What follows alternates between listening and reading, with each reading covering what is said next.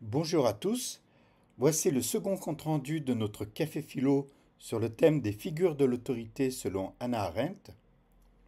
Je vais garder la formule en trois étapes avec une introduction, le développement d'une de deux problématiques et une conclusion. Il est possible que je rajoute une quatrième partie dans ce compte-rendu afin d'évoquer un énervement, mais quand je le ferai, ce sera toujours dans une autre partie des comptes rendus. Voici maintenant la citation dont nous nous sommes inspirés. L'autorité n'est pas la tyrannie, l'autorité implique une obéissance dans laquelle les hommes gardent leur liberté. Cette citation est tirée du livre La crise de la culture d'une édition de 1972.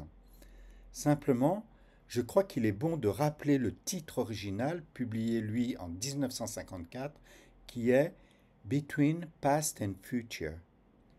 Il s'agissait pour Hannah Arendt de souligner une rupture entre le passé et le futur, c'est-à-dire d'ouvrir un espace des possibles dans le présent afin d'envisager l'avenir ou plutôt un devenir.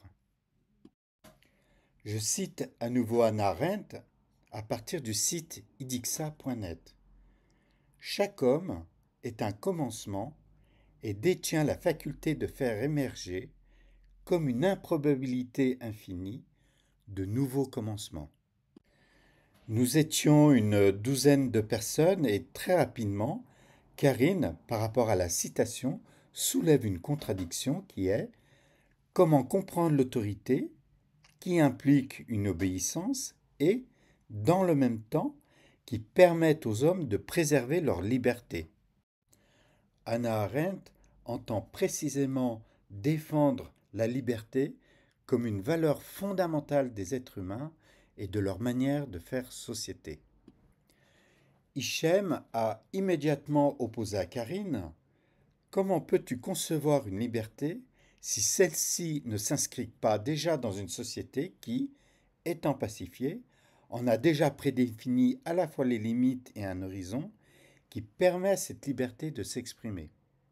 En fait, il s'agissait ici de ne pas se perdre dans des idées convenues et qu'on entend parfois dans les cafés philo, idées convenues selon lesquelles l'homme est toujours violent, il est mauvais par nature, il faudrait mettre un gendarme derrière chaque individu, ou encore sur BFM TV, on justifie la réponse militaire des Israéliens sur Gaza en raison de leur génocide qu'ils ont subi durant la Seconde Guerre mondiale. Non, ce n'était pas du tout le propos. Il fallait entendre la dimension d'autorité à laquelle Hannah Arendt se réfère sur un tout autre niveau. Mais voyons cela dans la vidéo suivante.